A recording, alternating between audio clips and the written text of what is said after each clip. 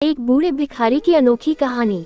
हर दिन एक भिखारी दरवाजे के पास आकर भीख मांगता था और घर का मालिक हमेशा घर के बाहर आते ही उसे देखकर फिर जाया करता। कई बार उसके लिए गालियां भी बकता। वो कहता, तू जिंदा ही क्यों है? पूरी जिंदगी ऐसे ही भीख मांगेगा क्या? धरती का बोझ क्यों बना बैठा है? और कभी कभी उस भिखारी को गुस्से में वह धक्का भी मार दिया करता। इतना कुछ हो जाने के बावजूद अधिकारी के मुंह से सिर्फ यही निकलता कि भगवान भगवान तुम्हारे पापों को माफ करे। एक बार सेठ को धंधे में बड़ा नुकसान होने की खबर मिली। सेठ बहुत परेशान था कि तभी उसके दरवाजे पर वही भिखारी आया। गुस्से में अपना आपा खोते हुए सेठ ने उस भिखारी को पत्थर दे मारा। पत्थर लगने के कारण भिखारी का सर फूट गया और उसके सर से खून बहने लगा। फिर भी दर्द से कराहते हुए भिखारी ने इतना ही कहा, भगवान तुम्हारे पाप को माफ करे।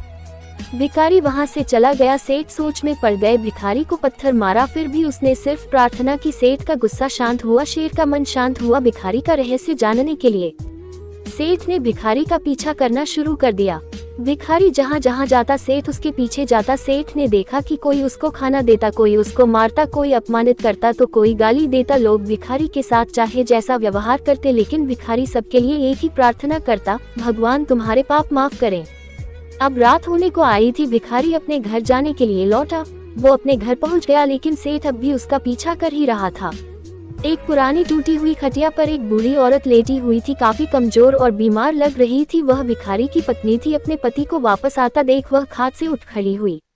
पत्नी ने अपने पति के भीख वाले कटोरे में देखा, उसमें सिर्फ आधी बासी रोटी थी।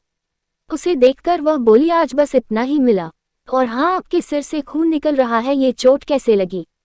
बूढ़ा भिखारी बोला, आज बस इतना ही मिला, किसी ने कुछ दिया ही नहीं, सबने गालियां दी और एक नए पत्थर भी फेंकना, इसीलिए मेरा सर फट गया।